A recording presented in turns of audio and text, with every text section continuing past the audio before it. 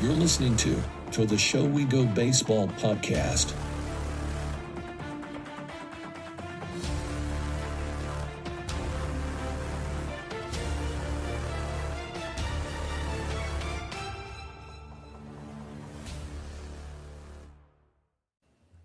What is up, everyone? Welcome into episode 77 to the Show We Go. Feels like it's been a long time since me and Ed got together for an episode. It's probably it's been since preseason, I think. Is this season 2? Is this our season 2 premiere? Like, how does this? Is that what this is? Yeah, we'll go with that. Our guest today, I think I told Ed this earlier. First reoccurring guest on the podcast, actually. We had Mr. Taylor Broadway on 7 months ago at this point. I just had to look that up. It was November of 2023. So a lot has happened since then. Obviously you'd already had the Tommy John. Yeah, that was like right after. Yeah, I think we got you. Like, I think I asked you to come on the show and you're just like, hey man, like I'm a little busy right now. I'm going to need you. Like, can we push this a month? And I'm like, yeah, dude, no worries. And then you post an Instagram photo of you in a hospital bed with after surgery. So I had you right on after, but Taylor wanted to, let's just start us off, man. What are you up to these days? What's it been like this year? Definitely been, I feel like I feel like everybody, once you get hurt, kind of tries to prepare you for what's in store. And you really don't, I guess you really can't really mentally prepare yourself for all that. I feel like you kind of are just like, oh yeah, it is what it is. I'll be fine. But like, definitely has not been easy. I've caught myself I caught myself watching baseball a lot. And then I've also caught myself not watching, like in spurts, right? Kind of get the urge and then sometimes don't watch it at all. But really just it's had its ups and downs. I mean, I'm healthy in every aspect, but gets monotonous for sure. I mean, but I will say I'm thankful I have a good crew of guys that are down here that of, like Walter, Murphy, Uberstein, Michael Fulmer, who we signed in the offseason, Nick Judice, who just was traded to us in the offseason, and Justin Reamer's been around, as you know. He's Love that kid. So we have like who else? Max Ferguson. Don. Is Whitlock there? No, he's not. No. So as a crew, we've just tried to, during the weeks, because it's so easy to come home and not do anything. But we've started getting into, hobbies and things like that. So just trying to get your mind, off of sitting at home thinking, basically. Yeah, we talked to Zach Bryant last year, who went through the Tommy John surgery also. And that was the thing that I still remember him talking about this, and just the mental health aspect of it, and how you think that you know what it's going to be, but you've been doing this thing. You've been doing this trade that is pitching for most of your life at this point. Like, it's got to be a big part of your identity, and then trying to figure out who you are without that. What have you learned about yourself throughout this process? No, I think that's definitely a great point and a huge point, because I know when I first got into pro ball, I would say baseball was a big part of my identity. I feel like it's kind of hard for it not to be, because you're now like, this is, you play in college. Like, yeah, you're going to school, you're playing in college. But once you get drafted for it, now you're getting paid for it. You're like, okay, this is my job. You're a professional baseball player, and right. There's, no matter what, that's unavoidable that would be a part of your identity. That'd be insane if it wasn't. And there's obviously a healthy balance of that. So I think that's definitely part of what probably most people struggle with, I would say, when they do get hurt. And that's why we've probably started implementing things that we're doing here, is like, it's so easy for you to find your happiness in baseball, maybe even your sadness in baseball. Like it can, when it's so much of your identity. Like I remember my first professional season when I struggled, I was real down, and then whenever I was doing really good, I was real up. I'm super happy, and I think this is definitely a time to figure out like deciphering a healthy balance of like it. For example, we started playing pickleball. We've started bowling a lot. We did mini golf for a little while, like, going out and having dinners together, just stuff to break up I'm here in rehab. I go to the field every day. I come home, I sit on the couch, so on, like creating I guess, different identity, finding, who knows, I never would have played pickleball probably until I was probably out of baseball and like retired and older, but now I'm playing pickleball and I love it. And that's now a hobby outside of, I used to just only play golf, that I have for, something, I guess, different than my identity of just baseball. I will say, I just heard Chris Murphy was on a podcast the other day, and he said you were a sneaky good athlete, that you were a little under the radar because you guys had picked up bowling and a lot of other things. Did you not tell them that your dad was a professional bowler before you did that with him? I think I mentioned it. I did mention it. I don't know if it kind of just like went under the radar. But yeah, I mean, I pulled up some videos for my roommates so I'm with Uberstein and Judice in a house right now, and I pulled up, there's like an old video of my dad from, I don't remember when it was, like before I was born, so I think it was early 90s. Just bowling with like, some guys that are professionals still to this day, and they were just like, it's wild. Like, out of all the hobbies we choose, which there's like, there's only so many you can do, and especially with it being so hot here in Florida, it's kind of nice to go inside somewhere and find something to do. But yeah. What's the routine like? Because you're saying you go to the field, you rehab, you come home. What do they have you doing as far as getting your body back, getting your arm back to where it was? Yeah, I mean, I will say it's probably the best shape I've probably been in my entire life. Because that's probably solely because that's all I can do is work out, right? Like, I've started throwing now, but just it's been a whole, loads of working out. But I really don't mind the schedule here because we get our afternoons to ourselves. But really, I would say just a typical day is I get up around 7 a.m., go to the facility, grab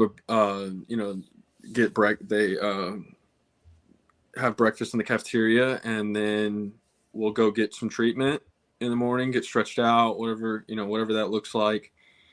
And then if I'm throwing that day, throw at about like 9:30, and then come inside, do whatever conditioning I have to do. Then probably my workout starts probably around 10:30 or so. Finish workout 11:30, then post like arm care, shoulder program, extra treatment that I need maybe like after I had thrown that day. And I'd say eat lunch around 12:30, 1 o'clock, and then shower and go home. What is it like with the FCL season going on? And obviously you got, a lot of guys around. Obviously you mentioned, the rehab group you're around, but do you guys like stick around and, hang with some of the young guys, or kind of like intermingle with them at all? I would say not. I would say right now, not so much with their season going on, because there's a lot of times that they are playing at 12 and they're kind of like in the facility, say they're playing somewhere else at 12, they're kind of leaving early in the morning, to go play, or if they're playing here at 12, they kind of have their own stuff going on, but we are around them plenty, definitely in the weight room. We're around them plenty because sometimes we do work out around the same time. But it's like the other day, like they had a rain delay or something like that, and we were all eating lunch and stuff, and I ended up going over there, and they were playing dominoes, which I learned dominoes once I got into pro ball, but which they, a lot of the Latin players love to play. So I sat down and played with them, but still need some better Spanish to be able to communicate with them sometimes. I feel that. I was gonna also follow up too. I don't know. This one's you may have kind of already answered it a little bit, but now that it's mid-July right now, the season's in the second half. What has been? You can give me a couple answers too if you want, but what is like the thing you miss the most about playing like at an affiliate level? I could probably go two ways with this, and one being I obviously miss just playing. I mean, that's probably the number one. It's probably a lot of people's answer. I just miss playing. I miss like that, and that's where I've kind of enjoyed what we've started to do. Is we're such competitive people, right? Like that's all I've known to do is be competitive and want to beat the other person. So now with us doing the mini golf and the bowling and the pickleball, like it gets, obviously we're professional athletes, like it gets competitive. And so I think obviously that definitely helps doing that, but I miss that competitive nature. I miss, striking guys out and having a good outing on the mound. But in another sense, I also miss the road trips, and I miss the camaraderie, the playing cards in the clubhouse, or ping in Worcester there was ping pong in the clubhouse with the guys, being on the road. And I remember a couple of times just hanging out in the lobby with some of the team, which like I'm still hanging out with guys here, but I think it's like when you're on the road and you're playing together, it's just there's a little difference to it, Yeah. No, that makes a lot of sense. Going to the back to the pickleball. I'm just curious. Now, have you ever played tennis before? I played tennis like maybe once or twice in my life, right. And okay. wasn't was really hard. So I played a lot of tennis growing up, and I always found there to be a little bit of a connection between tennis and pitching, just in that you versus the other guy mentality, and that you kind of have to have that us versus them mentality, or me versus them. Fuck all of you guys. I'm gonna destroy you by myself. Do you find that with pickleball there are any similarities with that? Because I've had some friends trying to get me to turn me on to that, and I'm a little bit of a snob. Like, no, you don't understand. I grew up playing this totally different game. This feels like that with training wheels on. I don't know if I want to do it. Absolutely, and I could see that coming from like somebody that played tennis, right? I don't know. I think I find myself when we play pickleball. So we've been playing duos, 2v2. But I do find I've watched some people play, these professionals play pickleball, and they're real, I guess, tedious or strategic with their they kind of play slow. We may do that from time to time, but really when we're rallying, like we're hitting it hard, right? Right. But I definitely find myself like if I slam one on them, kind of the guys laughed about it the other day because like I just like kind of the reliever mentality, closer mentality that I have, where I just I get fired up. So oh yeah. You know, you hit one, definitely you have that. smash it past them, you just want to scream. You know, Yeah. it's that's such a relatable feeling. Like it feels good. It feels good. Yeah, and I will sometimes let them know about it, and I get it back as well, so which is deserved. I wouldn't expect anything less. But I know earlier in the show, you had kind of said that you go through phases where you like watching baseball, then you go through phases where you don't. How close are you paying attention to, like, Worcester or Portland or Greenville or any of them? How close are you paying attention to? Oh yeah, or even Boston. Like, are you paying attention to any of them? I'll be completely honest. I think I've definitely checked in a few times, but I really haven't looked at all. I think it's partly because when I was playing, I think I would check scores from time to time and just like check on my buddies, even around the league, like former people that I played with, right? I really haven't looked at what's going on much at all. I will, but we'll say like probably once a month. I might pull up the MILB website, and then as far as the Red Sox, I have watched them. I've definitely watched them a few times, and I have the MLB app, so I will look at MLB. But I think it's just kind of a thing where it's like maybe I just don't really want to look, I guess. I don't, because I'm not playing. I don't really. Oh, I get that. I get that completely. I'd be angry isn't the right word for it. I feel like it's just this degree of almost like existential frustration, because that's where you've been there and you're ready to go back to that. And you can't yet. And it's sort of just like having to watch all of these other guys do what you want to be doing. And it's not like you're rooting against them or anything. Those are your buddies, but you want to be there, right? Absolutely. And I think that was a hard part for in spring training, was because I was here. Everybody came flooding. So I was here before everybody because I came right after the break, right at January, right after the new year. And I really wasn't too far along still yet. I mean, I didn't start playing catch till April. So I was still in the, very basic stages. And that's when everyone started flooding in for spring training. And I'm just, it's hard to not be a little jealous and things like that. I think you don't think about it as much, but it happens very, like, maybe subconsciously that, these guys are getting ready for, you hear people talking about getting ready for bullpens, or you hear people talking about them throwing in the big league spring training game and so on. And you're kind of like, dang, I'm over here laying on a table for an hour with doing wrist curls or whatever. Whatever it is, shoulder program. Yeah, like you're not doing the fun stuff. Like you're gonna be. I mean, do you find comfort in the fact, like, A, you're in the best shape of your life, and B, that for the most part, when guys come back from the surgery that you've had, they come back a bit stronger, they come back throwing harder, more flexible?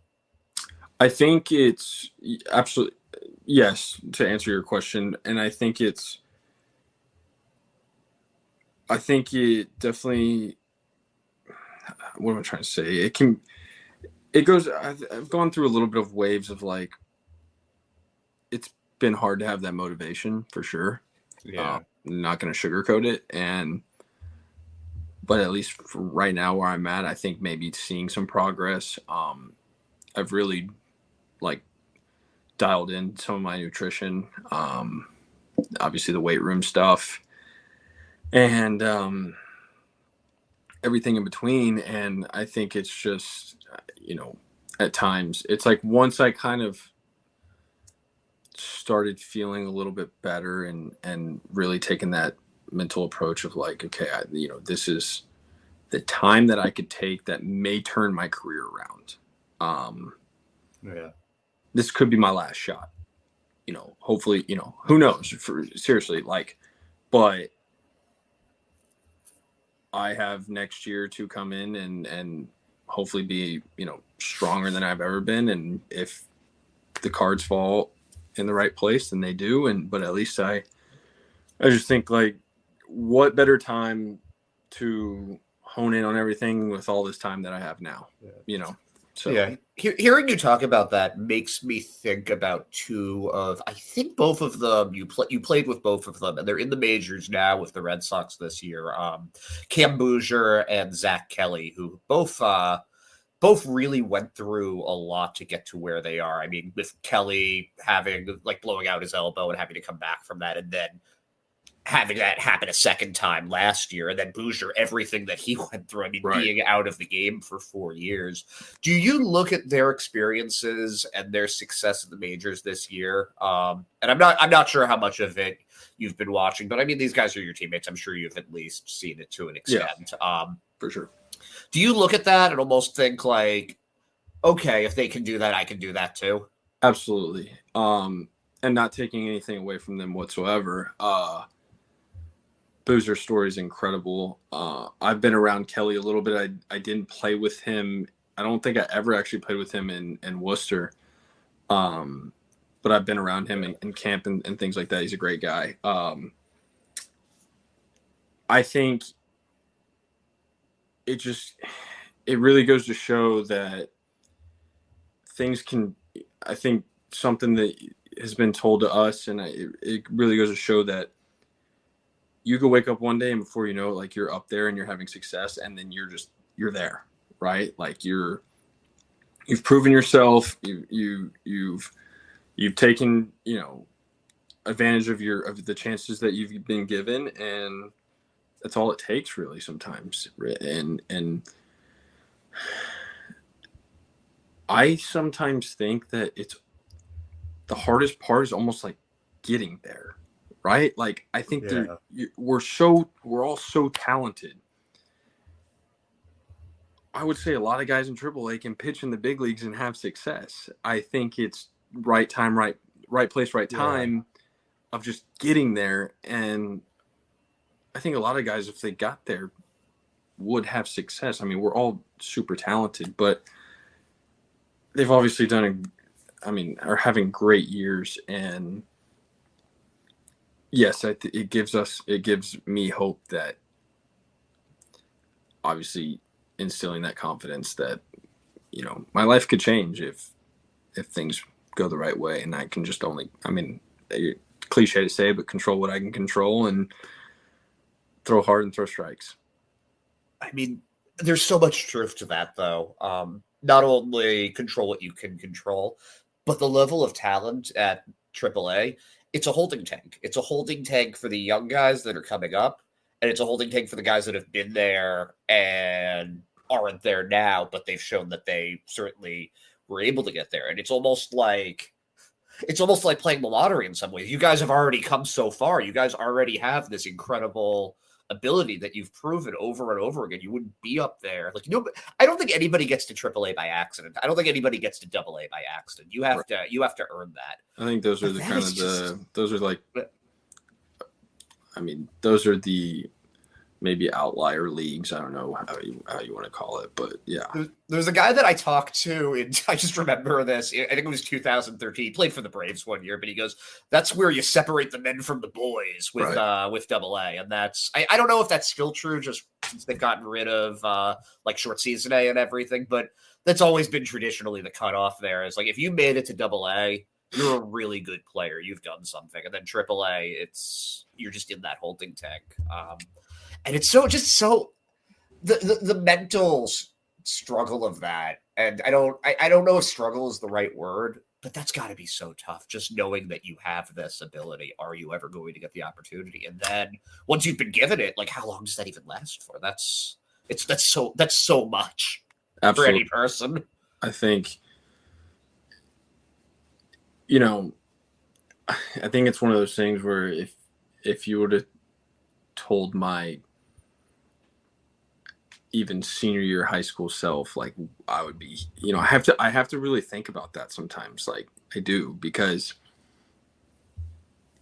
it's so easy to not be grateful, right? Or not, people talk about having gratitude and being thankful, but it's like, if you would have told my senior year self at just under 18 years old that I would be 27 and still playing baseball. Like, Cool even though is I that? haven't made it to the big leagues, I would have told you you're crazy. Like, what? Like, there's no way. But I mean, obviously I'm not just completely satisfied with where I'm at. I obviously want to make it to the big leagues, but I think it's really cool to sit back and be like, yeah, I mean, I will keep pitching as long as they pay me. That's my hopes and dreams, and hopefully it's for 10 more years. It is crazy because I just had this conversation with two of your former teammates in Worcester this past week, and Chase Sugar and Nick Sogard. Both of those guys are just right Love there. those guys. Haven't made their debut yet. They're good enough to play up there, and they're just like Sogard was good enough. Sogard should have gotten called up last year, honestly. Like I don't know what he has to do to get a 40-man spot. It's ridiculous. He's such a good player. Yeah, and Shug's having a fantastic season.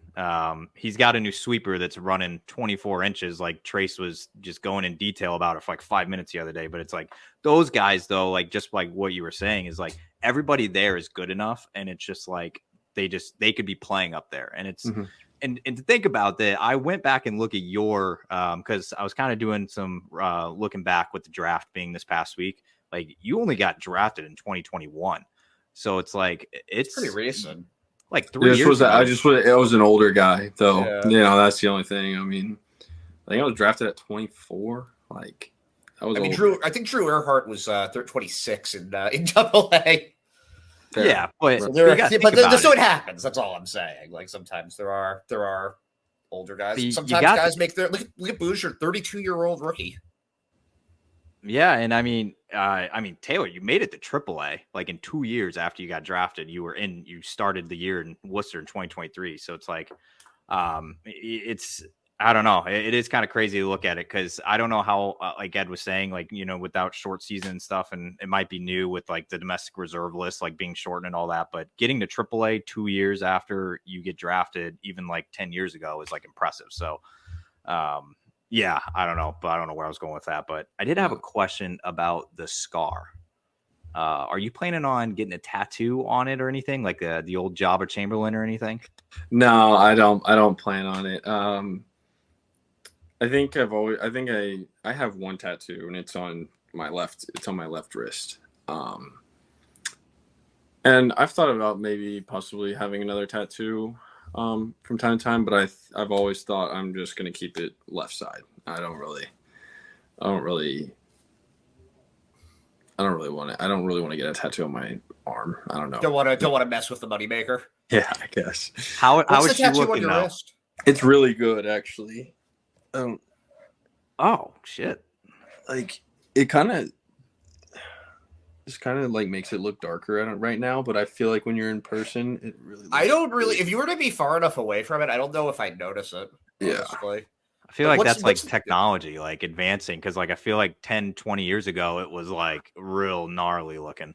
It was. I mean, I got mine from Meister. Meister's incredible, and it's like compared to some other people that I've seen, it's definitely one of the thinner, smaller ones for sure. Now, when you meet another guy that's gotten it, do you guys just immediately compare scars to each other? You just pull it out and you're like, yeah, what do you got there, man? I don't know about immediately, but I think there is times where you kind of wonder and look, and it's funny how many people ask to see the scar too. They're curious. I mean, it's something they'll have forever. Be able to tell my kids. What's the tattoo on your wrist that you have? It is my so here. This is it right here. It's just Roman numerals. It's actually my little brother's birthday. That's cool. Yeah, I would consider him like one of my best friends by far. So, is it true? Do you chicks dig scars? I'm not really sure. One way to find out. I haven't really like gone around the bar or anything and brought up that question. I don't even think that's a conversation that I've gotten to really. I kind of try and keep the baseball talk and out Yeah. not See, right away. This is how you're a professional. You're going through all of this, and in my head, I would just be wearing like a tank top all the time, and just like, oh yeah, look at this, look at this. I got something. Go ahead. No, I was going to be a different topic, but I did have something for you to look forward to on your return. They added something to the Worcester locker room. Couple things actually that you might be a big fan of.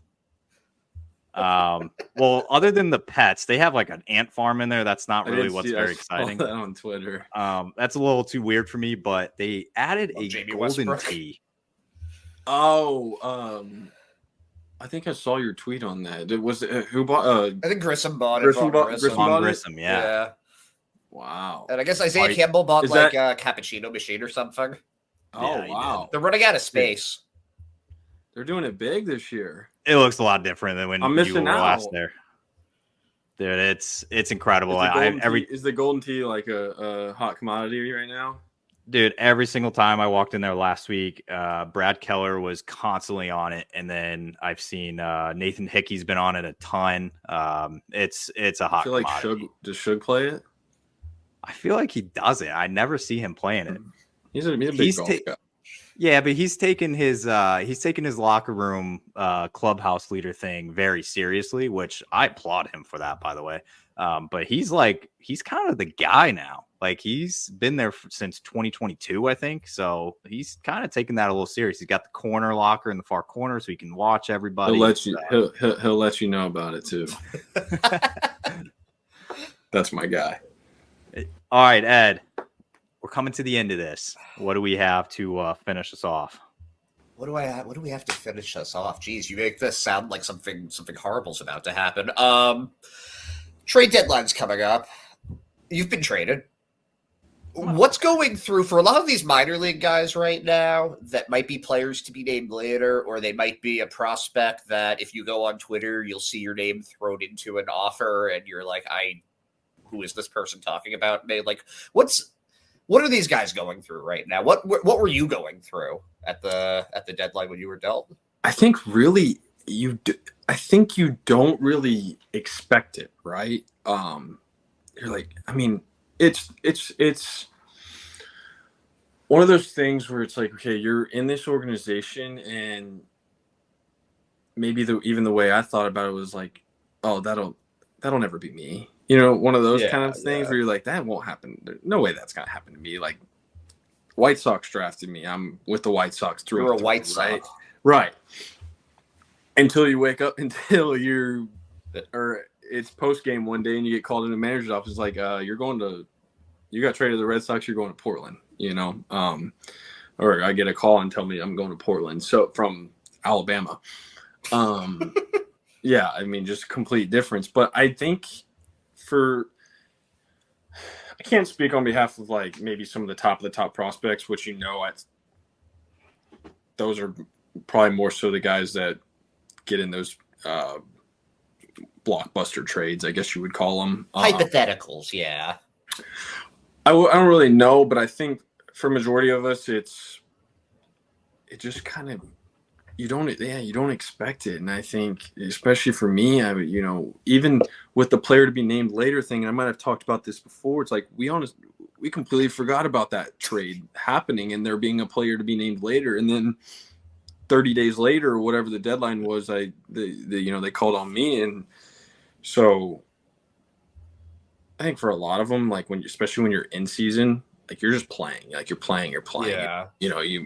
I'm sure people see stuff on social media, but like, I don't think you really think about it too much, but it's crazy that trades are unique and crazy. And it's also a great opportunity for people because,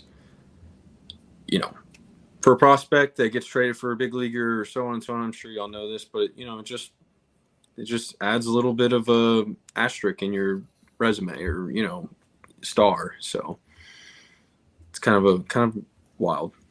Is there any other profession where that happens where like, yeah, we're trading you, this human being, for another human being? and good luck, see you later. Like, is there anything else where that happens in besides professional sports? Oh, does that happen in the corporate world? No. I don't know. Does it? I don't know. It's a great question. I wouldn't know. Yeah. Okay? I wouldn't know. Luckily, I don't know that. I don't think it's ever happened to me. Hasn't happened to you yet. They haven't sent you over to a different like engineering firm down the street or something. I don't know that I know of. That's good. But were you? Did you see, by the way, the Red Sox did draft a Ole Miss pitcher? Yes, I did see that, and I'm not sure if I've met him before, if I know him or not, but I'm sure they are going to be around here pretty soon, so I'll get to meet him and talk all about that. If he signs, I guess. I don't know if he's going to sign, but that was cool. I'm glad, I did see that. I'm glad I got some ties with somebody. So yeah, I got a lot of shit thrown my way yesterday for a tweet I made. I had a lot of furious people about it, by the way, in my mentions and in my messages about, I made a tweet that I listed out all the guys that the Red Sox drafted that went to SEC schools. And I'm just like, dude, these guys, like, they're battle tested. They played the best competition in the country, like in college, because the SEC schedule is insane. And people were just like, oh, but like, he didn't go to North Carolina. He didn't go here. He didn't go here. I was like, dude, SEC, like the national championship or national champion last year. No, it's Tennessee, whatever. But it's SEC, man. It's the way that you guys had to play every single week. You played Vanderbilt, Florida, LSU, South Carolina. It's like you guys are playing like stacked rosters every single week, and it's like it battle tests you guys. I swear by that, but I could be wrong. I'm biased, obviously. So I am too. I could be wrong, but there's been some crazy takes out there for sure about SEC, like baseball stacking up and to professional baseball at times, and I'm not gonna really feed into that or anything, but I will say it definitely prepared me in the greatest way possible. I played in front of big crowds, played against the best competition that I think is the best competition in the nation. The last, 6 national champions have been SEC schools. I don't know if there's much more to say at that point, but I'm just thankful I got to. That was ultimately a dream of mine. I don't know if y'all know, but I could have went and played and actually hit back in the day at other schools, but I wanted to play at the highest level I could play and decided to just go pitch. And I'm glad I do miss hitting at times, but I'm glad I made that choice because I got an experience in something that I think it prepares people the best way. And I think you see that, like, for the most part, when guys get into pro ball, like, and you see that with drafts that are happening now, they're taking these college guys that are proving themselves, and not just in the SEC, but in general, and throwing them in the fire, and most of them are doing well, I mean, obviously Skeens is an outlier, but that's still, he comes out of college, and I think they're taking into consideration more and more what proving yourself in college at that level of baseball does. So, all right, I got 2 quick ones before we go. Questions for you. One, I have to bring food into a podcast. I have to. I'm not going to ask you like the silly whatever questions, but what has been the thing you've eaten the most in Fort Myers being on your rehab? The thing I've eaten the most is kava. Love kava. It's so underrated, man. And I will say, I had not had kava until I've been here. Now I have kava like back home. I have not. It's nothing like I haven't been around it. I just never tried it, and I think it was like right before spring training. I got kava, and now that is like a staple. Twice a week, at least. Don't hate it. I respect it. And then eating wise as well, I cook a good bit. So like I keep it pretty simple, but I cook salmon and I cook steak. Don't really branch out too much more, but so I've eaten a lot of salmon and steak. All right. I'm a fan of both of those things. Yeah. How do you like your steak though? I think that's an important question. Medium. Medium. I actually was literally just tonight was just trying to. So I was trying to. I mean, I'm getting into it, and I was trying to reverse sear my steak. So okay. Put it on the grill, or like put it on the top rack in the grill for however long, and get the temperature to whatever, and then just piping hot pan sear it, and it starts pissing rain. Oh no. Well, we have like a screened in porch, but it starts pissing sideways, and so the grill's getting all wet, and so I had to abort mission and take it inside. But yeah, I cook it medium. Still getting that down. I'm not the best at it, but I just got a grill for the first time, like a non-charcoal grill, and it is an absolute game changer. I've been told by a lot of charcoal purists that it's a cheat code, but I don't care. This isn't like a competition. I just want to make the best tasting steak I possibly can. Like It's amazing having this thing. Absolutely. Taylor, I wanted to inquire on something. I know you had said last time that you possibly wanted to become a streamer because you're a big gamer over there. You're like, it might be in the future, like throw the headset on, get a little Twitch stream going up. Any progress on that, or did you decide like not for me? Oh man, I have not played video games in like upwards of 4 months. Wow. Same. Yeah. I'm not a video game I had dude. I had big ambitions, and yeah, you did. things kind of happen, and so I haven't played. Like I was a huge Fortnite guy. I probably still am, but it's like now that I've gotten out of it, I have my PS4 here, I have my desktop here, and I haven't even hooked it up. Like wow. Or I have when I was I've been bouncing around place to place just the way it goes. Like I didn't get one singular place for here, but I had it hooked up at another place when I was early on when I was and I played a couple times, but I played Red Dead Redemption. I started that too. I never played that before. And then, but yeah, since I've moved into here, I have not pulled it out or plugged it in. So. All right, man. I'm not going to tell Zephyr John or any of the guys in Worcester that are huge gamers that I'm sure are probably, I don't know, you probably played with them in the past or some of the.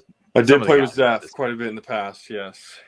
Yeah, I won't let him know that you're not coming back. He probably sees my profile that says like it hasn't been online in however many days or weeks, so. He's on that every night too, so he lets me know. He's got a big gaming group that he plays with, but I won't let him know you retired. I'll let you tell him that. But Taylor, we appreciate all the time and hopping on and kind of taking us through the rehab journey and just what you've been up to and everything. And obviously, we're looking forward to 2025, seeing you back on that mound, wherever it is. But we're definitely going to be pulling for you. But thank you for hopping on. Absolutely. I appreciate y'all having me, and hope y'all have a great night.